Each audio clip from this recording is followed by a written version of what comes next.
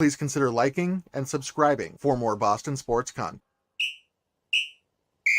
The red, white, and blue. I can't lose with the red, white, and blue. My whole crew is the red, white, and blue. I represent the stars and stripes. I am a patriot, a true American. I am a champion, yes, and that's on everything.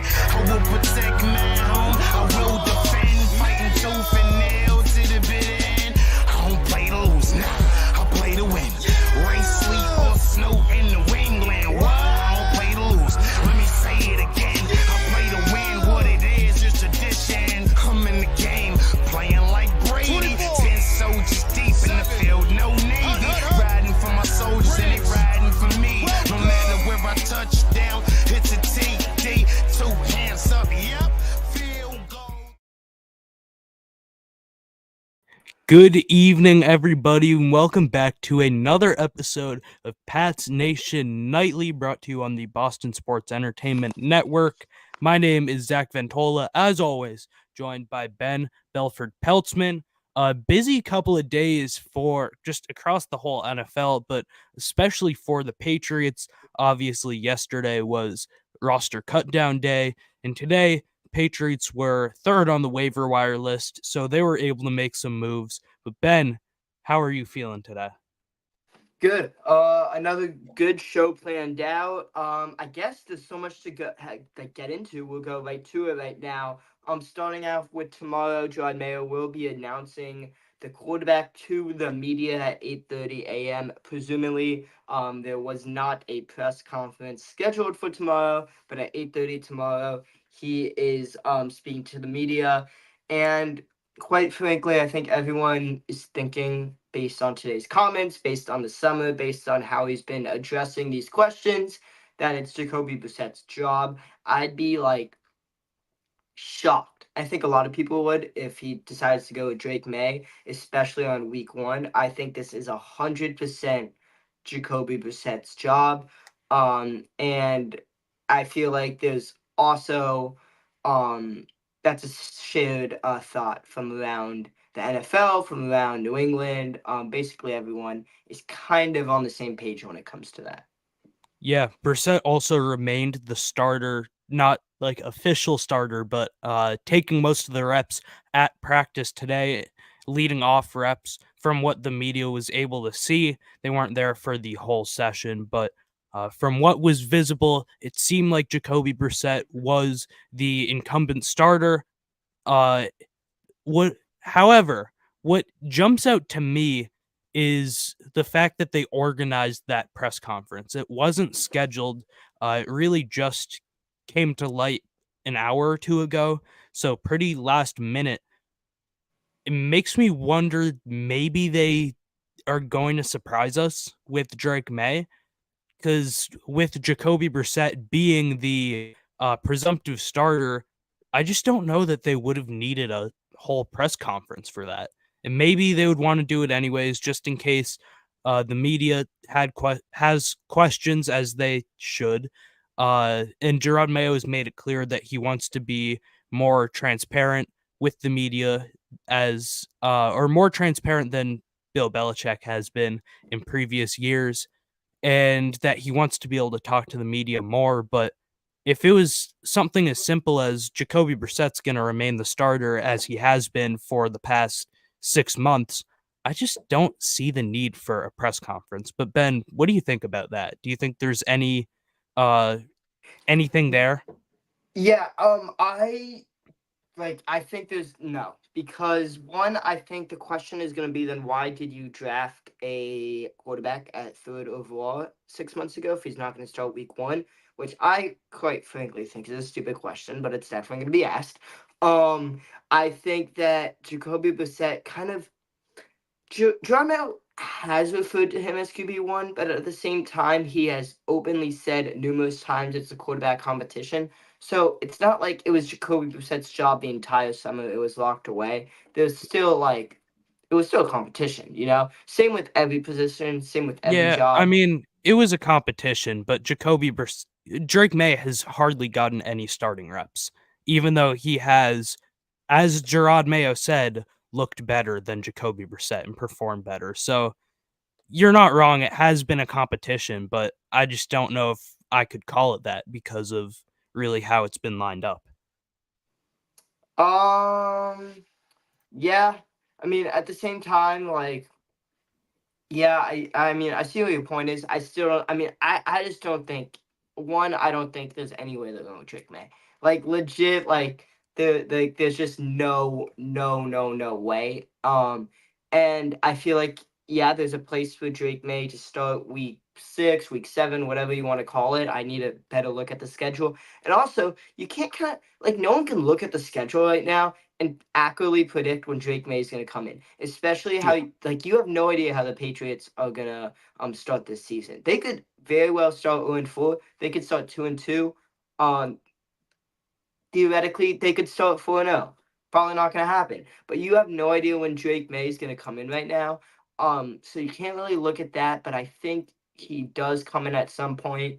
Um, I also think, I mean, the press conference, like you just said, he just wants to be more transparent. People are going to have questions about why Drake May isn't starting, why Jacoby Brissett ultimately won the job.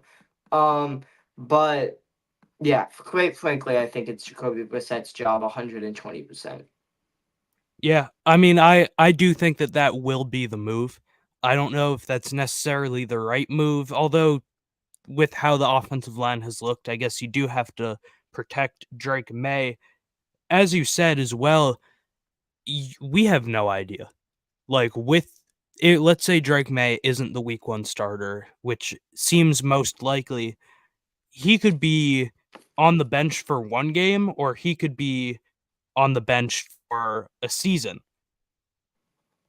But about a month ago, and it was, I believe, first round quarterbacks, if I'm remembering correctly, within the last decade. The ones who did not start immediately, on average, going with median, were benched for 5 games. So, as you had said, that 5 to 6 game period does kind of seem like the sweet spot. And some of those players are benched for 1 game. Some of them, like Jordan Love, are benched for 3 seasons. But again, that And how is Jordan Love now? oh yeah, he's a baller. But you could also look at Josh Allen, who was benched for 1 game, or Justin Herbert, who was benched for 1 game, and But how is Josh Allen's rookie season? wasn't Justin the Herbert's best. But 500 right now. You know, okay, I but feel like it's Justin most Herbert beneficial. also, his whole organization has failed him. All right, well, that I'm just saying that's the example you use, but at the same time, I feel like why start Drake May this season? Give me your reasoning. Like why? Like why? If you were in charge of making the decision, and you got to pick to start Drake May, why would you start Drake May? To get him reps. And that is not just in game, but also in practice. When he's the backup quarterback, he is not going to be getting those starting reps in practice, not going to really be able to develop as much. Like I just want to see him play. And not just as a fan, but to get him going. Even though again there is the many examples of quarterbacks who have done well on the bench. I just think that their best option this year is Drake May.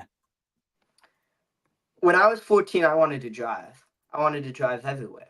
Was it the safest thing for me to do at the time? No. That's why I didn't drive. Well, were you a good driver? Well, now I am. But my point is, I wanted the reps before I was 16. It wasn't safe. It's elite. Like, obviously, that's a little different. But how I see it is, why give him the reps now? Like, I just don't understand the rationale of giving him the reps now if it's going to endanger him with this team, if it's going to make him look bad with this team, if the team is already not going to make the playoffs, if they're already going to be in a bad spot, why make it look worse with a developmental quarterback like Drake May, who 6 months ago, 8 months ago, they were saying that he's going to be a redshirt freshman in the NFL. He is not going to play his first year in the NFL. And then all of a sudden now, everyone's expecting him to play. He had the least college experience. He only had 2 years, which is why I said initially, I mean, now I'm on the Drake May train, but I said initially I didn't want it because he had so little college experience. So I just don't think there's any point in starting him right now because if it's for the reps, like if they're not a competing team, then why start him to make him lose confidence? Like, and also the other thing is like, if you start Drake May right now, and he somehow loses 6 games, and the Patriots are looking at it like this: we have a veteran backup. Let's just win some games. You like totally like messing with his mechanics, Drake Mays, with his confidence. You pull him out for a few games, have Jacoby Brissett. This is just theoretical. Jacoby Brissett take over. Like that's the last thing you want, right? That is the absolute last thing you want. Right now, I wouldn't mind if Drake May, like honestly, doesn't touch the field this season. Obviously I want him to, but if it's not the smartest thing to do, I just don't see why he would. So I get that, and that was my standpoint a month ago, or maybe 2 months ago, but it is undeniable how much better of a quarterback Drake May is now than he was 6 months ago, let's say, when he was drafted, or, whatever it is in the pre-draft process. He has fixed pretty much the large majority of his, like, glaring issues. So if he wasn't looking So, like the through the best. preseason, like you noticing that Yeah. through the preseason. Okay. Yeah, and through the last week of training camp, or however long it was. But But the preseason, right? all right. Well, I'm just yes, saying. I'm just but saying. Like, look, like the okay, but Patriots look at haven't played Jacoby against. Brissett in the preseason. He has been their worst quarterback in the preseason. But again, that's fair. I'm just saying the Patriots haven't played starters, right? Haven't faced against starters in the NFL this year. They haven't. They like in the preseason. They played against Carolina's backups. They played against the Eagles' backups, and they played against Washington backups. And all 3 of those games, Drake May got sacked way more than he should have. Yeah, I mean, look, if the reason why Drake May, assuming he doesn't start, because again, that's kind of what all signs are pointing towards. Assuming he doesn't start, it should be because this offensive line is a train wreck and is like just a bunch of right. It should not be because Drake May hasn't looked like the best quarterback on the field, or Drake May hasn't done what he has to do, hasn't improved drastically, hasn't fixed his footwork for the most part. He has done pretty much all that needs to be done. Or I wouldn't say that, but he has improved so much that it is either start him because he is the best quarterback on this roster, or bench him and just admit, it's because he is not set up for success as of right now in the system that he is in. Yeah, I mean, I guess that's fair. At the same time, like Mac Jones played pretty well in the preseason in his first year. And yeah, but Mac also wasn't. Mac played good in his rookie year, and he would have continued to be good if they didn't surround him with a bunch of plumbers and bad like example. mechanics. Yeah. Bad example. But my point is still, Drake May's played against backup quarterbacks. He hasn't played against. We lost Ben for a second. There we go. I Back? don't know. Am I back? Yeah. I don't know why you rush it. Like, look what happened with Jordan Love. Like, that is a perfect example of, like, the Packers knew they were going to not be competing for a Super Bowl, even with Aaron Rodgers. I mean, they probably should. They thought they were going to compete for a Super Bowl with Aaron Rodgers, but it didn't work. So Jordan Love sat behind him, and it's a little bit of a different situation, but he got so many more reps in practice. He got so much more ready. He was still in the breakdown room with the Patriots quarterbacks, with the Packers quarterbacks, and he got so much better. So when he actually stepped on the field, he's going to have a 10-year NFL career. Yeah. I mean, okay, again, the Jordan Love example, like, yeah, he is a heck of a quarterback and he was able to sit for a while, but For me, it's more, don't sit him just to sit him. Sit him until he's ready with Drake May. And I think that he is ready. But again, the situation around him is pretty awful. With Jordan Love, they had the luxury of being able to sit him for 3 years because they had Aaron Rodgers. Or like, Patrick Mahomes. Okay, obviously, great player. He sat for all but his last game of his rookie season, I believe. But they had Alex Smith. Like, lots of examples.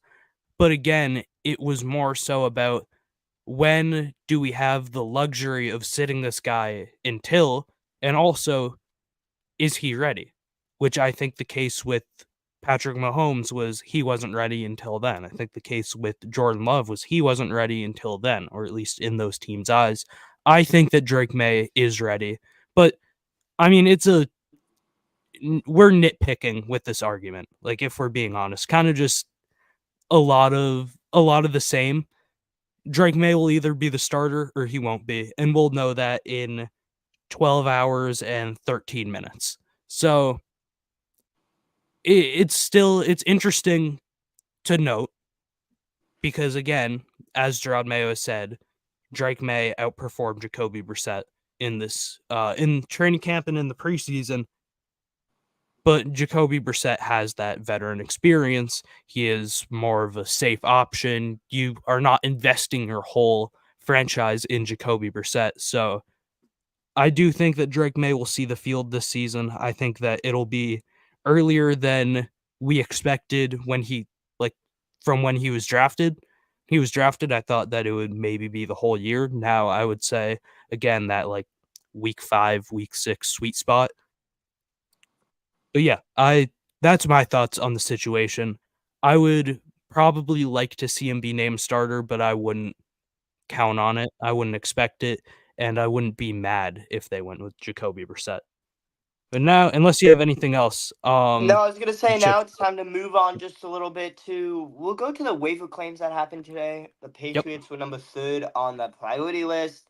So they they were awarded, I should say, these 4 players. They might have put in more claims, but they were only awarded 4 players. We'll start with offensive tackle Zachary Thomas from the Los Angeles Rams, 6'5", 300-pound tackle. 3 games he's appeared in the regular season, played this preseason. He was on the practice squad with the Bears in 2023 and 2022, and then's been with the Rams since. Yeah, the Patriots were one, according to Burt Breer, they were one of 4 teams who claimed multiple players. They claimed the second most. The Panthers claimed 6, the Patriots claimed 4. There are 26 players total awarded, and the Patriots also had nobody claimed, I believe, from their team. So being able to have that like luxury, really, of not having many of their key players depart. Bailey Zappi did sign with the Chiefs practice squad. There's a report that David Wallace is unlikely to return. Sam Roberts signed with the Bears practice squad, but nobody was signed to the 53-man rosters. Nobody was claimed off of waivers by the Patriots, and again, they were able to get 4 players.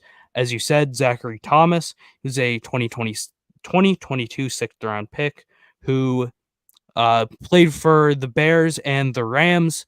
Overall, like it's depth offensive tackles. Him and DeMontre Jacobs, who's the other offensive tackle that they claimed. Just offensive line depth, which they do desperately need. However, they did also get rid of one of their, I would say, better interior offensive line depth pieces with Michael Jordan, the football player, not the GOAT. But Michael Jordan was released at a corresponding move with one of these waiver claims. Yeah, I mean, Ben, what do you think about the release of Jordan and also the release of Isaiah Bolden, Jalen Reagor, and Tristan Hill? Yeah, I mean, it sucks because they were just told less than 24 hours ago they were going to be making the team. So not good on their end at all. Completely feel for them specifically. Jalen Rieger, Isaiah Borden. I would be surprised if they don't find their way back on this team at some point. I don't think there's going to be a huge market for them specifically. Tristan Hill has been with the team since last year, and then of course, Michael Jordan. Michael there you Jordan, go. the basketball player. Yep, Michael Jordan. I really liked how he showed up in camp this year. I really First one on the enjoyed field, yeah, first one on the always. field. Always. So those 4 players, but I want to stick with the claims for 1 second. Yep. I guess I'll talk a little bit about each of them before we go back to this. Dimitri Jacobs, another offensive tackle, played with the Broncos. Undrafted free agent, 6'6", 315, a little bigger than Jacobs. Spent his rookie year on the practice squad in Denver. And then moving to the defense, we have defensive tackle Eric Johnson. He's 26, so a little older than these other people. And he was with the Colts, 5th round draft pick in the 2022 class. 6'4", 299 defensive lineman. Played at Mizzou State. 28 NFL appearances in his career, 18 tackles, 1 sack, 1 fumble. And then you have linebacker Curtis Jacobs, who's 22. He just was in this last draft cycle, went undrafted before signing with the Chiefs and then getting waived. He was also selected in the UFL draft and played with the DC Defenders. So that's someone who pretty speedy guy right there. And then, like you just said, the corresponding moves with Michael Jordan, Jalen Rieger, the wide receiver, Isaiah Borden, the defensive back, and defensive tackle Tristan Hill. Yeah. I just want to shift us real quick to a couple of questions in the chat from Ken. What was our initial reaction to Bailey Zappi signing with the Chiefs? I mean, obviously Zappi was, I would say, a pretty good player for a 4th round pick. He came in, was a good reliever as a backup, won the Patriots a few games, but you know, he's a backup quarterback for a team that already has 2 other backup quarterbacks. He really didn't have a future with the Patriots, so although I got a feel for him a little bit, never really got a fair chance here in New England. I'm not too worried about him signing with the Chiefs practice squad. Ben, you have anything on Zap? Yeah, good for him. He might beat out Carson Wentz for the backup job. Not too worried about it. He needed to part ways with the Patriots. And one more from Ken before we go back to our regularly scheduled program. For next week's first game against Cincy, could you guys envision a trade at any position, or is this roster set for week 1? I would say that a trade is unlikely. I mean, I just don't really see one happening. It's not for a lack of talent on the trade block, but I just can't really see it.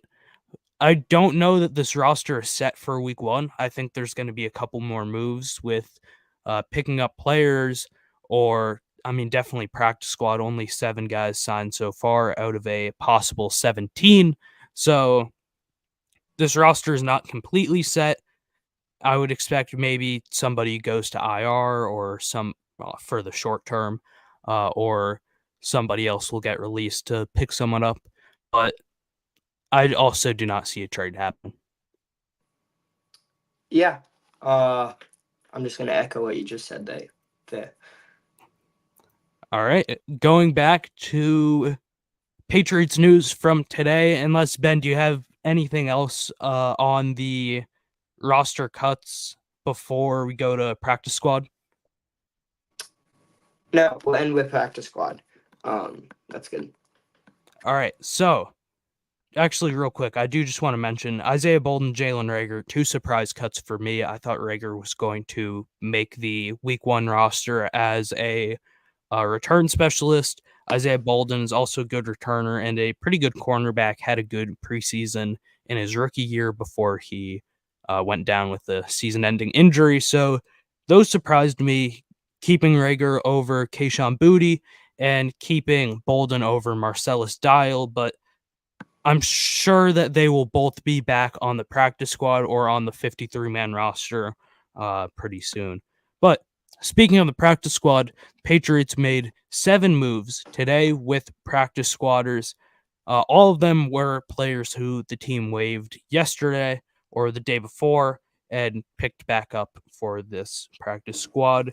Those players are tackle Liam Fornadell, running back Kevin Harris, running back Terrell Jennings, tight end Mitchell Wilcox, defensive back AJ Thomas, wide receiver Matt Landers, and defensive end Jotham Russell, who is an international player, and therefore he does not count towards the Patriots practice squad player limit. So that is why instead of having 16 spots like most other teams do, they do have 17 because of Russell. Yeah. So like you just said, there's still 10 more spots to fill. They will work out players presumably in the next couple of days. And still attack the waiver wire, maybe moving, shuffling. Again, the roster is very fluid at this moment. But right now there's not really any surprises I see, so to speak. But I am glad Kevin Harris got back, Terrell Jennings. Those are 2 running backs that the Patriots have great running back depth. Yeah, JaMycal Hasty made the 53-man roster over Harris and Jennings, but really all 3 of those backs, Hasty, Jennings, and Harris, had very solid spring, summers, preseasons. So definitely good depth there at the position. Hasty more of a receiving back, whereas Kevin Harris and Terrell Jennings are more like maulers, put their head down, run into contact, and get yards that way. But yeah, I mean, it's a practice squad. It's not gonna knock your socks off. But I was also glad to see Mitchell Wilcox that on the team, on the practice squad. He had been taking most reps as the Patriots' primary tight end 3.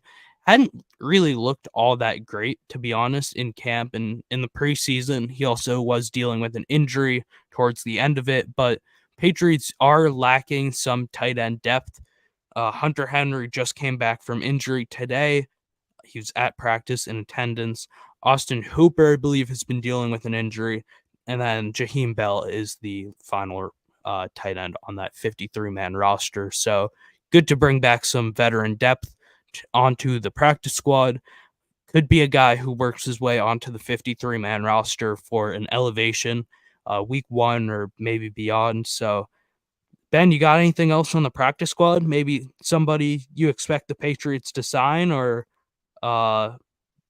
anyone else besides the running backs that you're excited to have back? No, I just think that they're gonna bring in a bunch of players to work out in the next few days, Yep. and we'll see the practice squad develop as the show, or as the week goes on, I should say. But we're gonna wrap up now. If you guys have any questions, please put them in the chat. Last Like call. we said, we're trying to do these as frequent as possible around this time, less than 30 minutes kind of thing. So definitely a quick show, jam-packed show, trying to get as much information in as possible. We appreciate everyone for listening, and definitely put on post notifications for the Patriots Beat, Pats.today, and follow Pats Nation Nightly on Twitter and Instagram. And don't forget, the Twitter is right below Ben, right in that bottom right corner. If you follow Pats Nation Nightly, there is a post on our account for a giveaway for a Jawan Bentley and Ramondre Stevenson signed mini helmet. Once we get 250 followers on the account, we will be... Oh, nice. You had it ready. We will be giving that away. I think we are about 30 followers away. So tell a friend to tell a friend that they should follow Pats Nation Nightly on Twitter. Oh, There you go. Hold on. He made the last call. We got one more from Ken. Is it Brissett? We already talked about this, but just to end it, because it's the question that is going to get answered in now 11 hours and 59 minutes. Is it Brissett or is it May? It is probably Brissett. I'm that simply. It is more than likely going to be Brissett. He has been taking the starting reps. He is the veteran, etc., etc. Mayo has pretty much said that that is the expectation. So, with that, thank you everybody for listening. Thank you for putting questions in the chat. Anything else, Ben? Or all right, Nope, that's we it. will be back tomorrow. Correct? Yeah. Yeah. Back tomorrow for 4 days in a row of lives. Until then, we'll see you guys. Thank you. Thank you for